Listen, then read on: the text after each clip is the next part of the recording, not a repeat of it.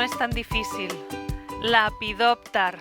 Lepidòpter busca una disfressa colorida d'una vulgar i simple papallona. I no d'un punyeter unicorn.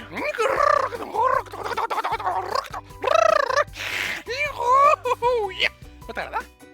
Papallona, unicorn. Es pot saber on veus les punyeteres ales? Mira, mira. La papallona. Aquí. Què portes? Cigolles. Quan gravem hauràs d'ensenyar la papallona i dir la frase. La frase. Sí. La iridescència és un fenomen òptic que es produeix en certes superfícies, segons el qual el to de la llum varia en funció de l'angle des del qual les observem. És el cas de les taques d'oli, les bombolles de sabó o les ales de la papallona. Les ales de les papallones tenen uns colors molt brillants. Això no es deu a que tinguin uns pigments que absorbeixen la llum, sinó al fet de la coloració estructural. Les ales de les papallones tenen nanoestructures molt petites.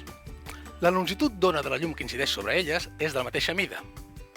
La llum, en rebotar, genera la sensació d'ales colorejades. Nano. Però què fas, borinot? Que ens quedem sense papallona. I ara com rodem? Allà. No. Hola, nanos! Quin parell aquests dos. Si voleu fer l'experiment, heu d'omplir un recipient amb aigua. Introduir una cartolina negra dins el recipient. Deixar caure una gota d'esmalt d'ungles sobre la superfície de l'aigua. Veus com es crea una capa fina sobre la superfície? Si la deixes secar, veuràs com es creen les franges de colors. Saps per què la llum canvia de color en algunes zones? Això passa perquè l'esmalt no ha quedat escampat de manera uniforme sobre la cartolina. Hi ha zones més gruixudes i zones més primes. Això fa que la llum no es reflexi igual en aquestes zones i es descomposi en diferents colors segons el tamany, igual que passa amb les papallones. Nano, a l'esquerra, a la dreta, no, una mica més amunt. Aquí, ara no et moguis, eh? Aquí captem el sol perfectament. I no pesa gens.